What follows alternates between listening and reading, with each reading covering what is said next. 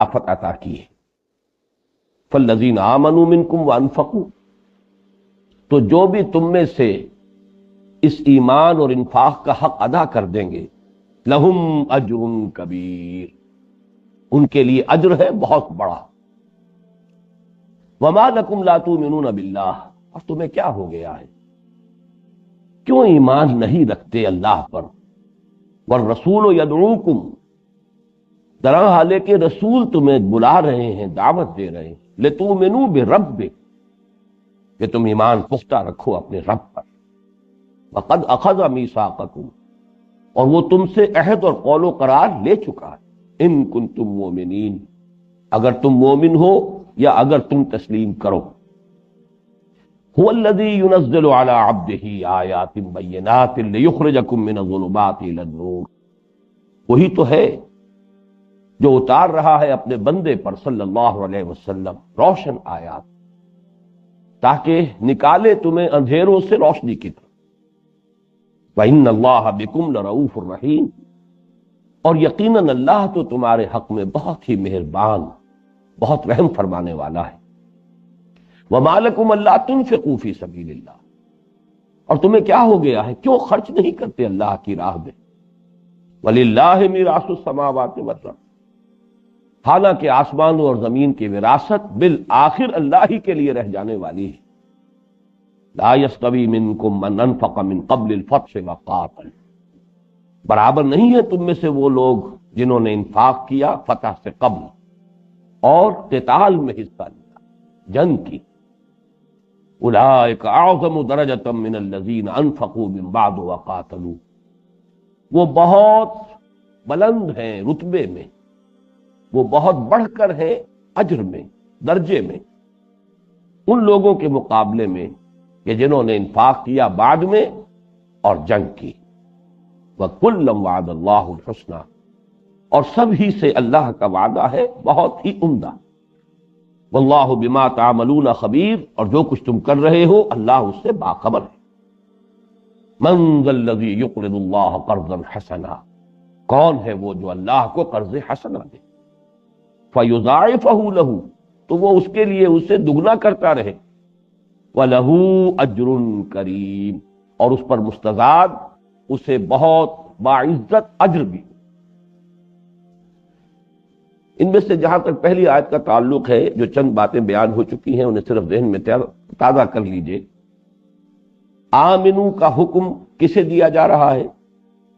ظاہراً اس میں غیر مسلم، کافر، یہودی، نصارہ سب شریک ہو سکتے ہیں، لیکن سیاق و سباق جو ہے معین کر رہا ہے کہ یہاں ان مسلمانوں سے خطاب کیا جا رہا ہے جن کی حرارت ایمانی میں کمی ہے، ضعیف مسلمان، کمزور مسلمان، ضعیف الایمان مسلمان۔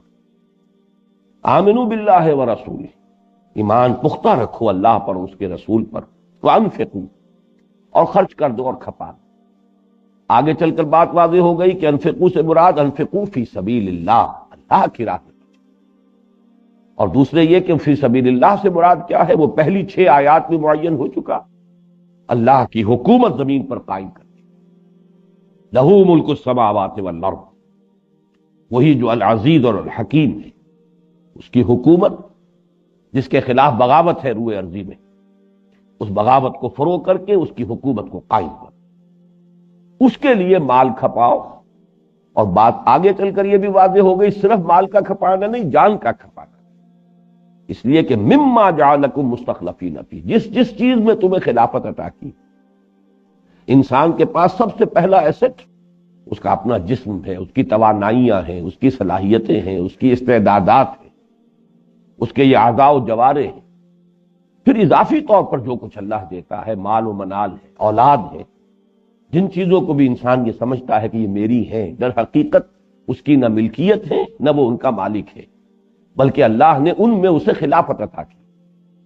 جن جن چیزوں میں تمہیں خلافت عطا ہوئی ہے، چاہے وہ تمہارے جسم و جان اور اس کی صلاحیتیں ہیں، تمہاری یہ مہلت عمر ہے، تمہارا مال و منال ہے، تمہاری اولاد ہے، ان سب کو کھپاؤ اور لگاؤ اور صرف کر دو اللہ کی راہ میں، اللہ کے دین کو برپا کرنے کے لیے، اس کی حکومت قائم کرنے کے لیے۔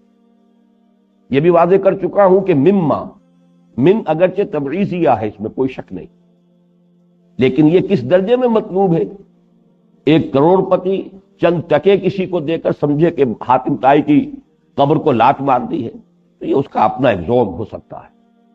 اللہ کو جو کچھ درکار ہے وہ تو یہ ہے کہ اپنے جسم و جان کے تعلق کو اور دنیاوی ضروریات جو ان کو پورا کرنے کے بعد جو بھی کچھ تمہارے پاس اس سے بڑھ کر اور زائد ہے اور فاضل ہے اسے کھپا دو۔ اس کا یسألونک ماذا ينفقون قل العفو، یہ پوچھتے ہیں کتنا کچھ خرچ کریں، کہہ دیجئے جو بھی تمہاری ضرورت سے زائد ہے۔ گویا کہ اصل شے جو ممنوع ہے وہ جمع کرنا۔ جہاں تک خرچ کرنے کا معاملہ ہے اس میں کوئی ہارڈ اینڈ فاسٹ لائنز جو ہیں نہیں کھینچی جا سکتی، یہ انسان کے ججمنٹ پر چھوڑ دیا گیا، یا اس کی ججمنٹ ہے یا اس کا جذبہ ہے۔ جتنا جذبہ بڑھے گا اپنے معیار زندگی کو اور کم کرے گا، یہاں تک کہ وہ اختیاری فقر کے اس درجے کو پہنچ جائے جو حضور صلی اللہ علیہ وسلم اور فقراء صحابہ کا تھا، تمام صحابہ کا نہیں تھا۔ صحابہ میں ایک جماعت ہے جنہیں ہم کہتے ہیں فقراء صحابہ، یا پھر وہ درجہ کہ جو پھر امت میں صوفیاء کرام نے جس کو اختیار کیا عمل، اختیاری فقر ہے، لیکن یہ کہ اس میں جبر نہیں ہوتا، یہ انسان کی اپنی ججمنٹ اور اپنا جذبہ ہے ان کی بنیاد۔ لیکن جمع کرنا در حقیقت یہ ہے جس کی مذمت ہو، جو بھی تمہاری ضرورت سے زائد ہے اس کو اللہ کی راہ میں صرف کر دینا، یہ ایمان کا تقاضا ہے۔ قانونی سطح پر اسلام کا تقاضا یہ نہیں ہے، آپ رکھ سکتے ہیں، ایک حد سے زائد ہو جائے گا آپ سے جبراً زکوٰۃ لے لی جائے گی۔ اس سے زیادہ قانون جو ہے ہنگامی حالات میں یہ بھی ہو سکتا ہے، اگر محض زکوٰۃ سے بھی جو معاشرے کے اندر محتاج اور فقراء ہیں ان کی ضروریات کی کفالت نہ کی جا سکے تو مزید بھی جبراً لیا جا سکتا ہے، لیکن وہ ہنگامی صورتحال ہے، عام حالات میں نہیں۔ البتہ یہ ہے کہ ایمان کا تقاضا یہ ہے کہ اسے اپنے پاس رکھا نہ، الذی جمع مالا وعددہ، یہ نہ، والذین یکنزون الذهب والفضة ولا ينفقونها في سبیل اللہ فبشرهم بعذاب الیم فآمنوا باللہ ورسولہ وانفقوا مما جعلکم مستخلفین فیہ۔ پھر میں نے وضاحت کی تھی کہ یہ کس درجے میں یہاں ڈائلیوٹ کی گئی ہے ہماری حیثیت۔ ایک تو ہم مستخلف نہیں ہے، مستخلف، یہ مفعول ہے، ہم نے خود یہ خلافت حاصل نہیں کی، یہ خلافت بھی ہمیں اللہ نے دی۔ اول تو یہ کہ ملکیت یا مالکیت نہیں ہے بلکہ خلافت ہے۔ نمبر 2، خلافت بھی ہم نے خود حاصل نہیں کی، یہ بھی عطا کردہ ہے۔ اور نمبر 3، جعلکم، یہ بھی مجعولیت ہے، اس کے اندر مزید اضافہ کیا، اللہ نے تمہیں بنا دیا ہے، خلافت دیا گیا، یہ گویا کہ اس کا لفظی ترجمہ ہوگا۔ یہ ہے تمہاری اصل حیثیت، اپنی اصل حقیقت کو پہچانو۔ فالذین آمنوا منکم وانفقوا، اب جب یہ 2 تقاضے سامنے آ گئے تو جو بھی تم میں سے ان دونوں تقاضوں کو پورا کر دیں، لہم اجر کبیر، یہاں نوٹ کیجئے گا، یہاں اجر کے ساتھ کبیر کی صفت آئی ہے۔ آگے چل کر جس پر کہ یہ دوسرے حصے کی آیات ختم ہو رہی ہیں، 11ویں آیت، اجر کریم، یہ اجر کی 2 صفات ہیں، 2 ڈائمنشن، ایک میں اس کا کوانٹیٹیو ایلیمنٹ ہے، بہت بڑا اجر، اور ایک ہے کریم، بڑا باعزت اجر، یعنی یہ کہ جب دیا جائے گا اجر تو اس میں عزت افزائی کا پہلو بھی ہوگا، ورنہ عام طور پر تو یہ ہوتا ہے کہ الید العلیٰ خیر من الید السفلیٰ، لینے والا کچھ اپنے آپ کو محسوس کرتا ہے کہ میری حیثیت کچھ کم ہوئی ہے، گری ہے، لیکن نہیں، اللہ کا اجر جب اللہ کی طرف سے ملے گا تو اس میں تو اکرام ہوگا، اعزاز ہوگا، وہ اجر کبیر بھی ہوگا اور وہ اجر کریم بھی ہوگا۔ یہاں میں آپ کو شیخ سعدی کے 2 اشعار سنانا چاہتا کہ یہ جو مستخلف جس میں تمہیں بنایا اللہ نے بنایا، اگر یہ سب کچھ بھی اللہ کی راہ میں خرچ کر دو تب بھی یہ نہ سمجھنا کہ تم نے کوئی بڑا تیر مارا ہے اور کوئی بہت بڑی بلندی تک تم پہنچ گئے ہو، بلکہ اس پر بھی اللہ کا احسان مانو کہ اس نے تمہیں اس کی توفیق دی۔ اردو کا شعر جو ہے کہ جان دی ہوئی اسی کی تھی، حق تو یہ ہے کہ حق ادا نہ، تم سب کچھ بھی دے دو تو یہ تمہارا اپنا تھا ہی نہیں، دیا ہوا اسی کا تھا، جان دی ہوئی اسی کی تھی، حق تو یہ ہے کہ حق ادا نہ، تم نے کیا تیر مارا، اسی کی دی ہوئی شے اسی کو لوٹا دی، اسی کا دیا ہوا مال اسی کے قدموں میں ڈال دیا۔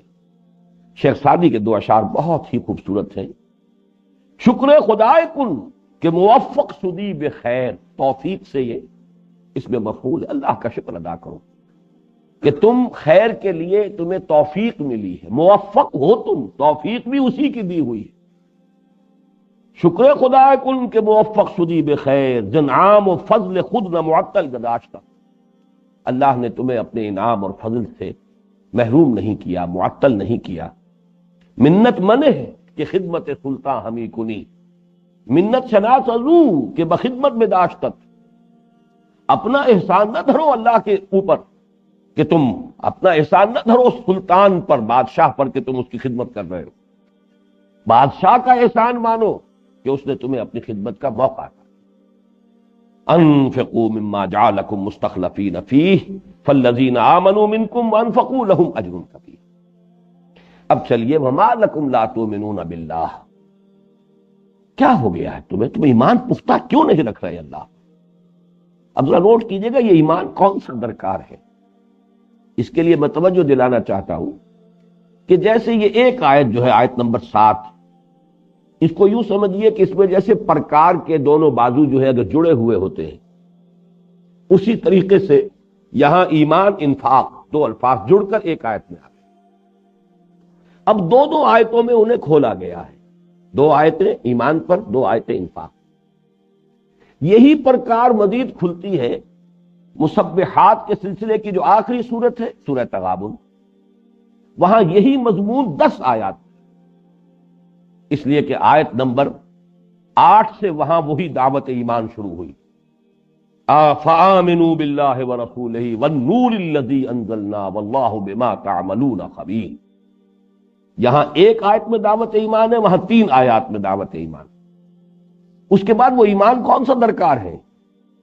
وہ ایمان جو ہے اس کی وضاحت 5 آیتوں میں وہاں کی گئی۔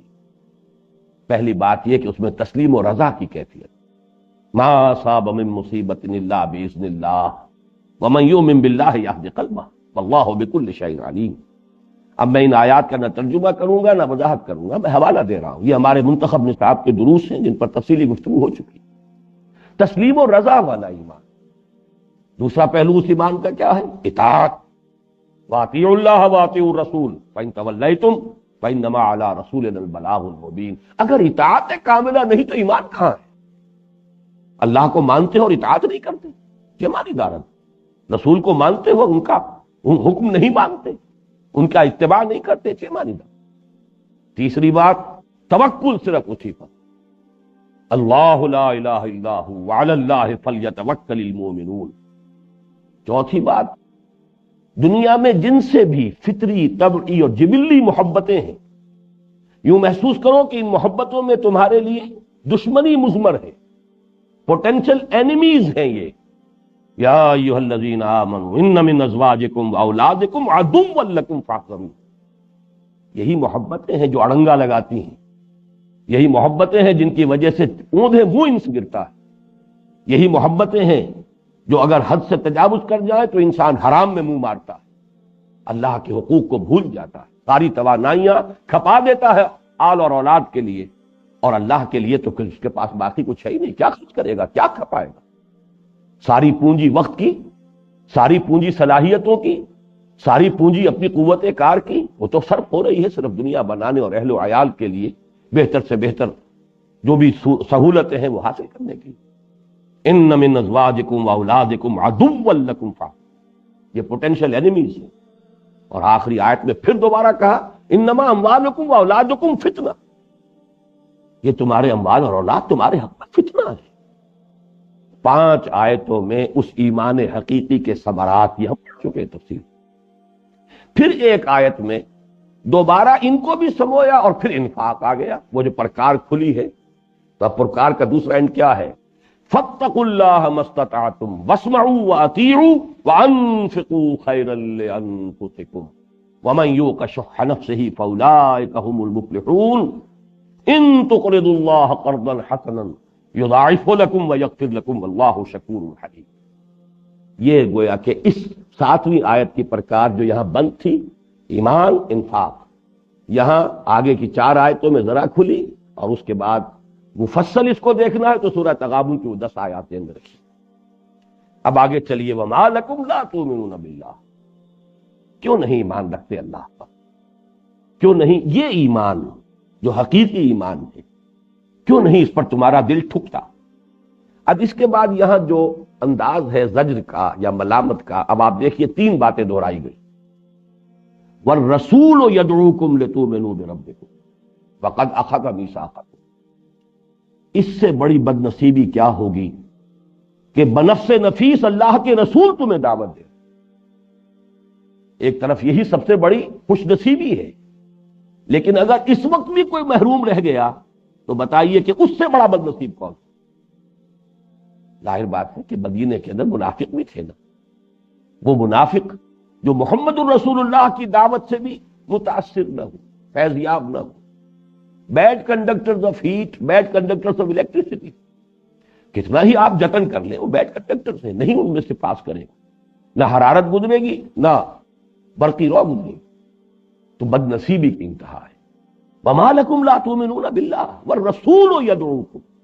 یہ وہی انداز ہے جو بعض جگہ پر آتا ہے کہ حضور صلی اللہ علیہ وسلم نے فرمایا وَأَنَا بَيْنَ أَظْهُرِكُمْ، ابھی میں تمہارے مابین موجود ہوں، اور پھر تمہارا یہ حال۔ نمبر دو، اور رسول کس بات کی دعوت دے رہا ہے؟ لِتُؤْمِنُوا بِرَبِّكُمْ، تمہارے اپنے رب پر ایمان کی دعوت، کسی غیر پر تو دعوت نہیں ماننی، تمہارا اپنا پالنہار پروردگار، تمہارا خالق، تمہارا رازق، اس پر ایمان کی دعوت۔ اور نمبر تین، وَقَدْ أَخَذَ مِيثَاقَكُمْ إِن كُنتُم مُؤْمِنِينَ، اور وہ تم سے قول و قرار لے چکا، عہد ہو چکا، لینا دینا ہو چکا ہے۔ یہاں بھی دو مفہوم اس کے لیے جا سکتے ہیں، ان دونوں آیتوں کے بارے میں جیسا کہ میں نے عرض کیا تھا، اگر ہم آیت کے الفاظ ہی پر نگاہ کو جمائیں گے تو اس میں مسلم و غیر مسلم دونوں بھی خطاب کے اندر شمار کیے جا سکتے ہیں۔ آمنو، ایمان لاؤ، اہل ایمان میں سے جو کمزور تھے ایمان میں، اور یہ کہ جو بھی ایمان سے بالکل محروم تھے، کافر تھے، مشرک تھے۔ لیکن یہ کہ سیاق و سباق معین کر رہا ہے کہ یہاں گفتگو مسلمانوں سے ہے، غیر مسلموں سے نہیں۔ اسی طرح اس آیت میں بھی لفظی طور پر امکان ہے، تو اس معنی میں پھر کیا اس کا مفہوم ہوگا؟ اگر یہاں پر مخاطب جو ہے کوئی غیر مسلم ہے یا وہ شخص جو ابھی ایمان کا اعلان ہی نہیں کر رہا، اعتراف نہیں کر رہا، تو وہاں وقد اخذ میثاقکم سے مراد ہوگا میثاق الست۔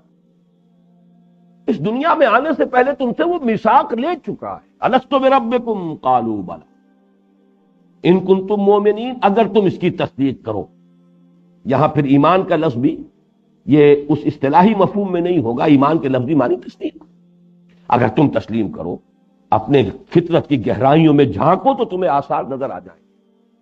آج جب میں سوچ رہا تھا تو مجھے ایک فقرہ یاد آیا، بروہی صاحب نے ایک مرتبہ ملاقات میں مجھے یہ کسی فلسفی کا یہ قول سنایا تھا، وہ گویا کہ اللہ کی طرف سے، خالق کی طرف سے تعبیر کر رہا ہے، You would not have searched for me unless you had possessed me in the very beginning۔ انسان میں جو ایک طلب ہے اللہ کی تلاش، خالق میرے کہاں ہے تو، مجھ کو تیری تلاش ہے۔ ہم نے ہائی اسکول کے زمانے میں روزانہ صبح یہ دعا پڑھی تھی، اور واقعہ یہ کہ تاریخ انسانی اس کا ثبوت دیتی ہے، کیسے کیسے لوگ جنگلوں کے اندر خاک چھانتے پھرے ہیں، صحراؤں میں گئے ہیں، پہاڑوں پر تپسیاں، کس لیے؟ معلوم ہے فطرت انسانی میں کوئی ارج ہے نا، کوئی طلب ہے۔ آپ کو بھوک لگتی ہے تو آپ کھانے کی تلاش میں سرگرداں ہوتے، تو یہ اگر سرگرداں ہوئے تو کوئی بھوک انہیں لگی تھی، کوئی طلب تھی، کوئی ارج تھی، اور یہ ارج در حقیقت اس بات کا مکمل ثبوت ہے۔ You would not have searched for me، تم مجھے ہرگز کبھی تلاش نہ کرتے، unless you had possessed me in the very beginning، اگر بالکل آغاز میں تمہارا میرے ساتھ وہ تعلق قائم نہ ہوا ہوتا۔ تو معلوم ہوا کہ یہ صرف یہ کہ قرآن مجید ہی نہیں کہہ رہا ہے، عہد الست، قرآن مجید تو اسے ایک عظیم الشان واقعے کی حیثیت سے پیش کرتا ہے، الست بربکم قالوا بلی۔ لیکن یہ کہ اس کو تو جو بھی شخص اپنی فطرت کی گہرائیوں کے اندر جھانکے گا اسے محسوس ہوگا، اس عہد الست کے آثار نظر آئیں گے، چاہے وہ یاد نہ آئے۔ اگرچہ حضرت علی رضی اللہ تعالیٰ عنہ کا یہ قول نقل ہوا ہے کہ وہ تو یہاں تک فرماتے مجھے یاد ہے کہ وہ عہد کیا۔ تو ظاہر بات ہے کہ ارواح میں فرق و تفاوت ہے، وہ روح جو اللہ نے انہیں عطا کی تھی اس کے اندر جو وہ جیسے کہ وہ فرما رہے ہیں وہ یادداشت بھی برقرار نہیں ہوئی، لیکن بہرحال وہ یاد واقع کی کا اگرچہ برقرار نہ رہی ہو، لیکن اس کے آثار، اس کے اثرات فطرت انسانی میں ہیں.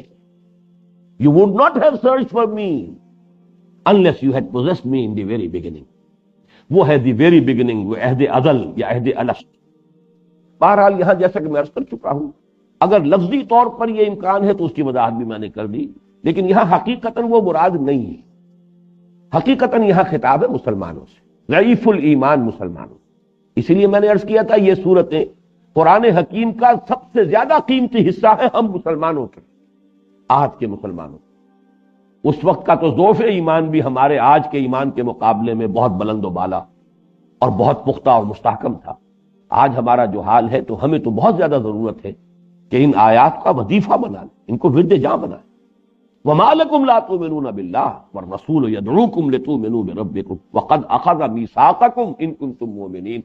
اگر تم مومن ہو، اب یہاں پر اصطلاحی ترجمہ کیجئے، اگر تم مومن ہو، تم دعوے دار ہو ایمان کے، تو پھر تو عہد اور قول و قرار ہو چکا.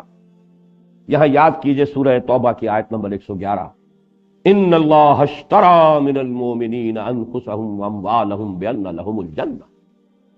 اللہ تو خرید چکا ہے اہل ایمان سے ان کی جانیں اور مال. اب ان کے ہیں کہاں؟ اب تو گویا کہ محض ایک امانت کے طور پر رکھے ہوئے کہ جیسے ہی مطالبہ ہو حاضر کر دیا. یہ ہے در حقیقت وہ قول و قرار ایمان. اگر تم مومن ہو تو پھر تو تم جان اور مال اپنا فروخت کر چکے، اب وہ تمہاری ملکیت ہے ہی نہیں. اولاً تو اصولاً نہیں، پھر یہ کہ اس قول و قرار سے اور مزید اس کی توثیق ہو گئی کہ یہ تمہارے پاس اب امانت ہے. بڑا پیارا شعر ہے وہ کہ وبال دوش ہے سر جس میں ناتواں پہ مگر، لگا رکھا ہے تیرے خنجر و ثنا کے لیے. جان اور زندگی، واقعہ یہ ہے لائف از اے لائبلٹی. زندگی جو ہے بسا اوقات انسان محسوس کرتا ہے کہ ایک بوجھ ہے، لیکن بندہ مومن یہ سمجھتا ہے کہ مجھے یہ بوجھ اٹھائے رکھنا ہے صرف اللہ کے لیے اور اللہ کے لیے. اس کو برقرار رکھنے کے لیے بھی جو حق میں اسے دے رہا ہوں، وَإِنَّ لِنَفْسِكَ عَلَيْكَ حَقًّا وَإِنَّ لِزَوْجِكَ عَلَيْكَ حَقًّا، یہ حق بھی اس لیے دے رہا ہوں کہ یہ برقرار رہے، اور جو اس کا اصل مقصد ہے اور جو اس کی اصل منشا ہے اور جس کے لیے اسے پریزرو کر رہا ہوں، وہ وقت آئے کہ یہ دے کر اور فارغ ہو جائے.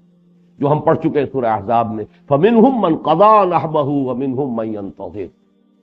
ان میں وہ بھی ہیں جو اپنی نظر پیش کر چکے، اور باقی جو ہیں وہ منتظر ہیں کہ کب موقع آئے اور ہم سبکدوش ہو جائیں اپنا سب کچھ اللہ کی راہ میں دے کر. اب اس کے بعد اگر دلوں کو ٹٹولا محسوس ہوا کہ واقعتاً وہ ایمان تو نہیں ہے، تو کہاں جائے، کس طرف جاؤں، کدھر دیکھوں، کسے آواز دوں؟ وہ کون سا بازار ہے جہاں سے یہ جن سے گراں مایا ایمان کی ملتی ہے؟ اس کی طرف بھی اشارہ کرنا. ترتیب دیکھیے، هو الذی ينزل على عبده آیات بینات لیخرجکم من الظلمات الى النور. وہی تو ہے اللہ جو نازل فرما رہا ہے. یہاں دیکھیے بجائے رسول کے لفظ کے عبد کا لفظ آیا. یہ میں نے بارہا عرض کیا ہے، صرف اس وقت اشارہ کر رہا ہوں.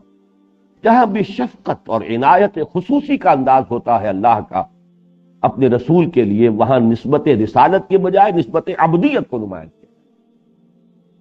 سبحان الذی اسری بعبدہ لیلا من المسجد الحرام الى المسجد الاقصى الحمد للہ الذی انزل علی عبدہ الکتاب ولم یجعل له عوجا. وہی انداز یہ ہے، هو الذی ينزل علی عبدہ.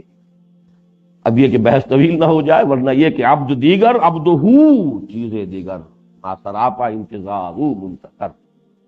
جب حضور نے کہا ہوگا انی عبد اللہ تو کائنات میں زلزلہ آیا ہوگا، جیسے کہ حضرت عیسیٰ کا قول آیا ہے انی عبد اللہ آتانی الکتاب وجعلنی نبیا.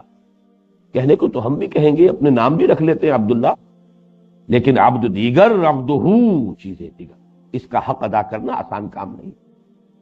هو الذی ينزل علی عبدہ آیات بینات، وہی ہے جو نازل فرما رہا ہے اپنے بندے پر صلی اللہ علیہ وسلم آیات بینات، وہ آیات جو بین ہے، روشن ہے. بین اس شے کو کہتے ہیں جو از خود واضح ہو، از خود روشن، اسے کسی اور وضاحت کی ضرورت نہ، اسے کسی دلیل خارجی کی حاجت نہ.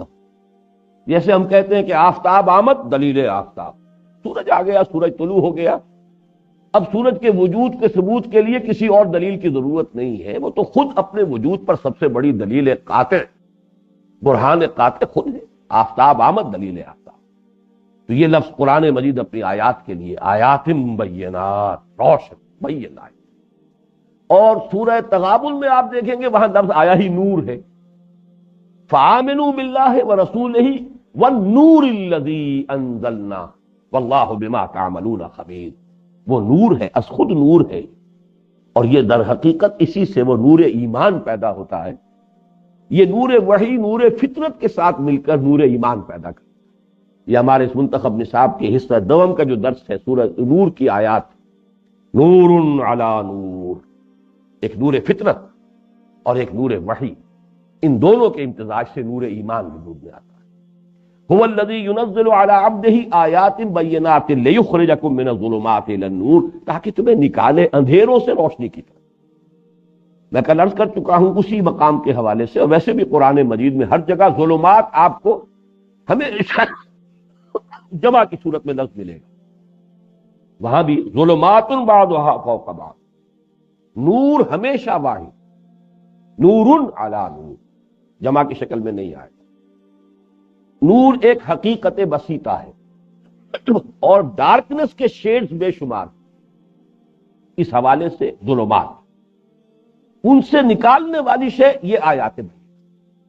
اب یہ کفر ہے، شرک ہے، الحاد ہے، مادہ پرستی ہے، شہوت پرستی ہے، دولت پرستی ہے، شہرت پرستی ہے، جتنی پرستشیں ہوں گی، قوم پرستی ہے، خود پرستی ہے، نفس پرستی ہے، یہ بے شمار پرستشیں ہوں گی، یا یہ انسانی حاکمیت کا تصور ہے، مادہ پرستی ہے، یہ تمام شیڈز ہیں، ظلمات ہیں، یہ اندھیرے ہیں، اور ان تمام اندھیروں سے نکال کر نور ایمان میں لانے والی یہ آیات بینات۔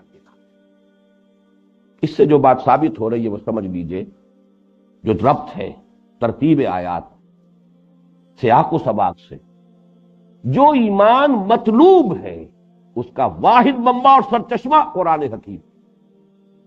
جب کہا گیا کیوں تمہارے اندر ایمان نہیں ہے، کیوں یہ محرومی ہے، جبکہ یہ سرچشمہ موجود، یہ منبع موجود، کیوں پیاسے ہو، عین کنویں کے کنارے پر کھڑے ہوئے، اور وہ کنواں کون سا ہے؟ هو الذی ينزل على عبده آیات بینات لیخرجکم من الظلمات الى النور۔ منبع اور سرچشمہ جو ہے ایمان حقیقی کا وہ قرآن۔ اگرچہ نظری اعتبار سے میں نے جب حقیقت ایمان کے موضوع پر جو محاضرات ہوئے تھے ہمارے شاید 2 سال قبل، ان میں نے مانا تھا اور آج بھی مانتا ہوں کہ ایک ایمان ہے، اور جس کے لیے کہ آج کی اصطلاح میں بلائنڈ فیتھ کہہ سکتے ہیں، ایمان، لیکن وہ بھی یقین کے درجے کو پہنچ جائے گا تو اس شخص سے متعلق کے لیے مفید ہوگا، مؤثر ہوگا۔ بلائنڈ فیتھ، یقین، وہ بلائنڈ فیتھ جو ہے انسان کو محض صحبت سے بھی حاصل ہو جاتا ہے۔ جیسے آگ کے سامنے بیٹھیں گے آپ کو حرارت مل جائے گی، صاحب یقین کی صحبت ہوگی آپ کو یقین مل جائے گا۔ اس میں آپ کے فہم اور شعور کا کوئی حصہ نہیں ہے، وہ تو در حقیقت ایک فزیکل فینومینن ہے۔ آگ کا قرب ہوگا حرارت آ جائے، صاحب ایمان کا قرب ہوگا کچھ نہ کچھ ایمان آپ کو ملے۔ اسی طرح ایک ایمان عمل سے بھی پیدا ہوتا ہے۔ آپ دین کے جو بھی احکام ہیں ان کے اوپر عمل شروع کر دیجئے۔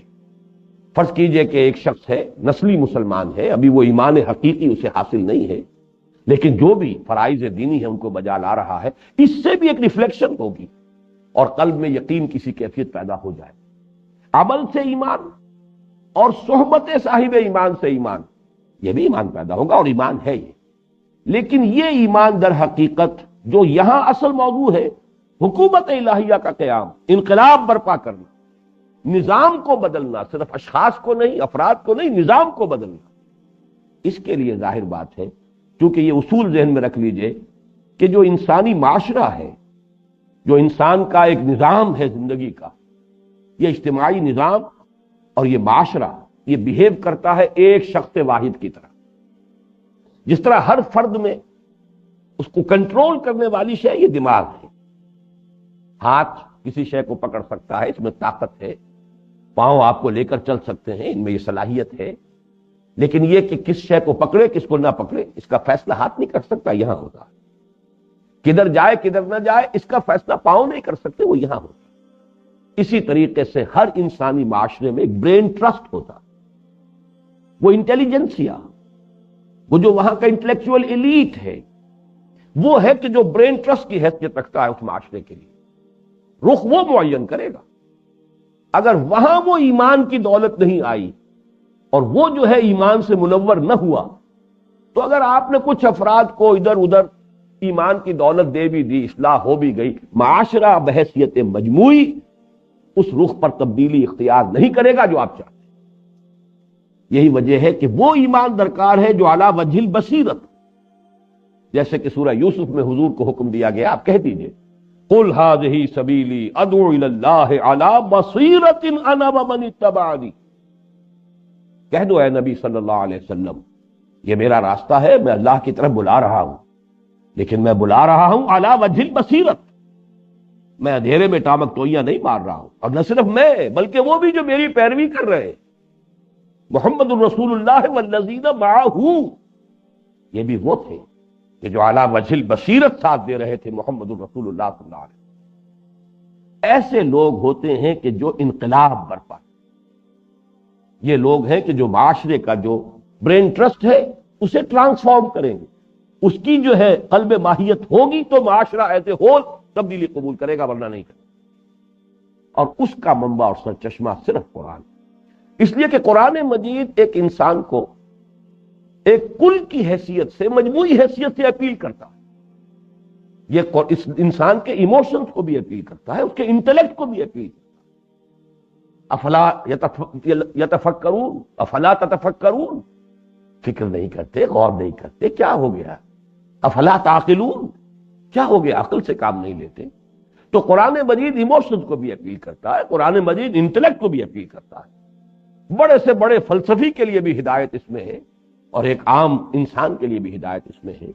اس حوالے سے در حقیقت وہ ایمان کے جو درکار ہے انقلاب کے لیے، حکومت الہیہ کے قیام کے، معاشرے کو بدلنے کے لیے، وہ ایمان جو ہے در حقیقت اس کا واحد منبع اور سرچشمہ قرآن ہے۔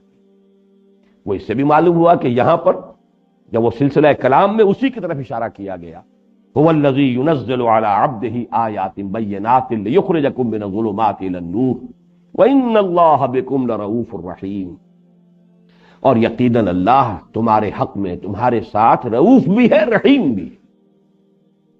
یہ لفظ جو ہے رؤوف اور رحیم، چونکہ رأفہ اور رحمہ اس شکل میں یہ اس سورہ مبارکہ کے آخری رکوع میں بھی آئے گا، وَجَعَلْنَا فِي قُلُوبِ الَّذِينَ اتَّبَعُوهُ رَأْفَةً وَرَحْمَةً، تو اس پر ذرا اچھی طرح غور کر لیجئے۔ 11 مرتبہ قرآن مجید میں یہ لفظ آیا ہے، اور یہ 9 مرتبہ رحیم ہی کے ساتھ جڑ کر آیا، یا رؤوف بالعباد تنہا آیا ہے، اور 9 مرتبہ آیا ہے اسی کمبینیشن کے ساتھ، رافت اور رحمت۔ کسی اور لفظ کے ساتھ، کسی اور صفت کے ساتھ اس لفظ رؤوف کی کمبینیشن نہیں ہے قرآن مجید۔ اور اس میں بھی نوٹ کر لیجیے 10 مرتبہ تو آیا ہے اللہ تعالیٰ کے لیے، رؤوف بھی ہے رحیم بھی۔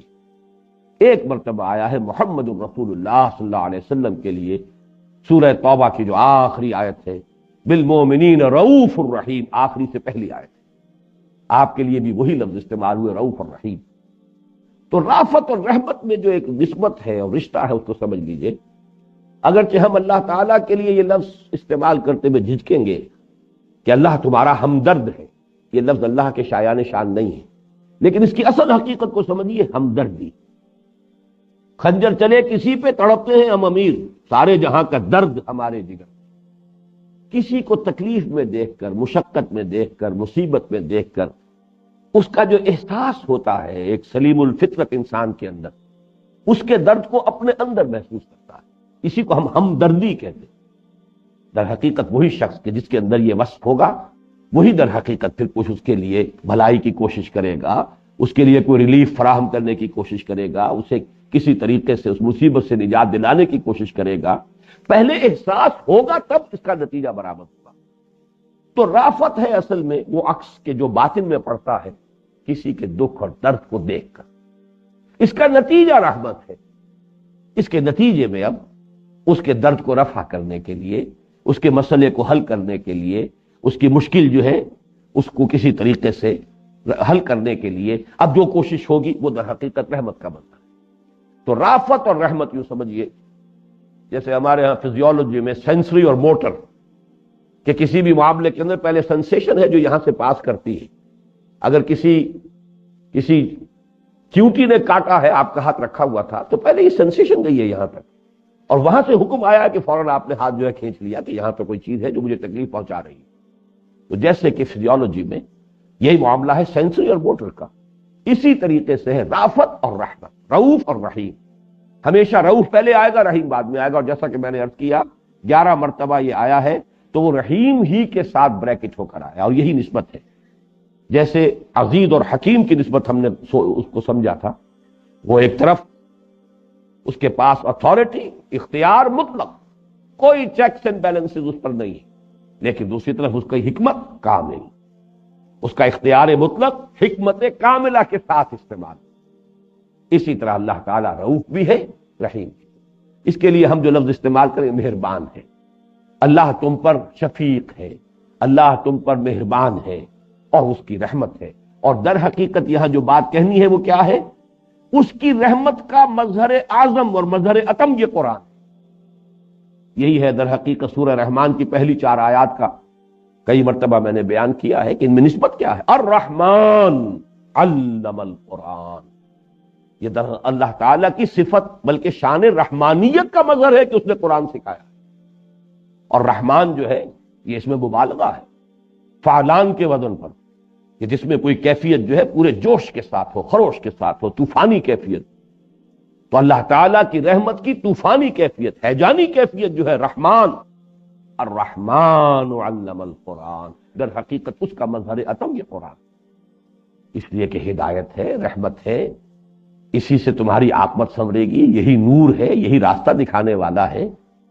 ساری اصل زندگی جو ابدی زندگی ہے، آخرت کی زندگی ہے، اس کے لیے یہی، جیسے کہ دعا میں ہم پڑھتے ہیں وَاجْعَلْهُ لَنَا نُورًا، اے اللہ اسے ہمارے لیے نور بنا دے، ہدم و نورن، اس کو ہمارے لیے ہدایت بنا دے، نور بنا دے، وَإِمَامًا وَرَحْمَةً، اور امام بنا دے اور رحمت بنا دے۔ تو بس هو الذي ينزل على عبده آيات بينات ليخرجكم من الظلمات إلى النور وإن الله بكم لرؤوف رحيم۔ اب اس کے بعد دوسری بات، وما لكم الا تنفقوا في سبيل الله، تمہیں کیا ہو گیا ہے، کیوں خرچ نہیں کرتے اللہ کی؟ وَلِلَّهِ مِيرَاثُ السَّمَاوَاتِ وَالْأَرْضِ، حالانکہ تم خوب جانتے ہو کہ آسمانوں اور زمین کی کل میراث بالآخر اللہ کے لیے رہ جائے۔ یہاں میں ذرا چاہتا ہوں، اگرچہ اس آیت پر اصل گفتگو تو اب اگلے نشست میں ہوگی، لیکن نوٹ کر لیجئے کہ ایک تو ہم پہلے سمجھ چکے ہیں کہ انفاق کا لفظ جو آیا تھا آیت نمبر 7 میں، اس سے مراد انفاق فی سبیل اللہ تھا، یہاں وہ بات واضح۔ دوسرے یہ کہ اس سے مراد انفاق مال بھی ہے، بذل نفس بھی ہے، جو لفظ قتال کے حوالے سے اس کی تشریح جو ہے وہ آ گئی۔ لیکن یہاں نوٹ کرنے کی بات یہ ہے کہ احادیث میں جو آتا ہے، یہ میراث کے لفظ کو سمجھیے، حضور فرماتے ہیں کہ انسان کہتا ہے میرا مال میرا مال میرا مال۔ تمہارا مال کیا ہے سوائے اس کے جو تم نے کھایا اور ختم کر دیا، پہنا اور پرانا کر دیا، استعمال کیا اور ختم کر دیا، یا پھر جو تم نے اپنی زندگی میں آگے بھیج دیا، اللہ کے لیے دے دیا۔ باقی جو مال ہے وہ تو تمہارا نہیں، تمہارے وارثوں کا۔ یہ ہے حقیقت سمجھانے کی بات۔ اسی طرح ایک اور حدیث میں آیا، آپ نے پوچھا، سوال کیا صحابہ سے، آپ لوگوں میں سے کون ہوگا جسے اپنے وارث کا مال اپنے مال سے زیادہ عزیز ہو؟ صحابہ کرام بالکل سادگی کے ساتھ جو حقیقت ہوتی تھی اعتراف کرتے تھے، حضور نہیں، ہم میں سے کوئی ایسا نہیں، ہمیں اپنا مال محبوب تر ہے وارث کے مال سے۔ تو فرمایا جان لو کہ پھر جو تمہارا مال تو وہی ہے جو تم اللہ کی راہ میں اس زندگی کے اندر خرچ کرو، باقی تمہارے وارث کا مال جو جمع کر رہے ہو وہی جو میں نے پہلے وضاحت کی تھی۔ خرچ کرنا ضرورت ہے، اپنے آپ کو مینٹین کرنا ہے، اپنے جسم و جان کا رشتہ برقرار رکھنا ہے، اپنی ضروریات زندگی ہے، کوئی ایک چھت بھی چاہیے آپ کو اپنے سر کے اوپر، آپ کو کھانا بھی چاہیے، آپ کے لیے ضروریات زندگی اپنی جگہ پر صحیح ہے، استعمال کیجیے۔ جبکہ آپ نے اپنے آپ کو وقف کر دیا اللہ کے لیے، تو یہ سب کچھ بھی در حقیقت اللہ کے لیے۔ جب آپ نے ان صلاتی و نسکی و محیایا و مماتی للہ رب العالمین، جب اپنے آپ کو وقف کر دیا ہے تو در حقیقت جو کچھ آپ اپنی ضرورت پر صرف کر رہے ہیں وہ بھی اللہ کے لیے کر رہے ہیں۔ جمع نہ، جمع صرف آسمان پر کرو، جو حضرت مسیح علیہ السلام کے الفاظ آتے ہیں۔ زمین پر جمع نہ کرو جہاں چوری کا بھی ڈر، ڈاکے کا بھی اندیشہ، کیڑا بھی خراب کرتا ہے، دیمک بھی لگ جاتی ہے۔ آسمان پر جمع کرو جہاں نہ چوری کا ڈر، نہ ڈاکے کا خوف، نہ کیڑا خراب کر سکے، اس لیے کہ میں تم سے صحیح کہتا ہوں جہاں تمہارا مال ہوگا وہیں تمہارا دل بھی ہوگا۔ مال یہاں جمع کیا ہوا، دل یہیں پر لگا ہوگا، فرشتے دھکے دے دے کر لے کر جائیں گے، جانے کے لیے تیار نہیں ہوگا۔ بلکہ حدیث میں الفاظ آتے ہیں کہ جیسے سیخ کے اوپر سے سیخ، اور وہ بھی کانٹوں دار سیخ کے اوپر سے کباب اتارا جاتا ہے، اس طریقے سے روح کھینچے جائے گی۔ اور ایک وہ ہے جو جانے کے لیے تیار بیٹھے ہیں، نشان مرد مومن باتوں گویم، جو مر گایا تبسم مطلب ہے، اپنا سب کچھ تو پہلے ہی آگے بھیج چکے ہیں۔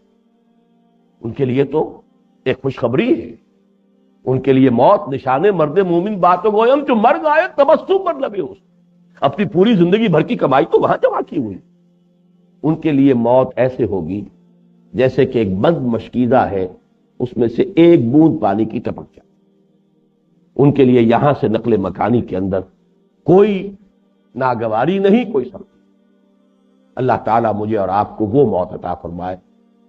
بارک اللہ لی ولکم فی القرآن العظیم ونفعنی وإیاکم بالآیات والذکر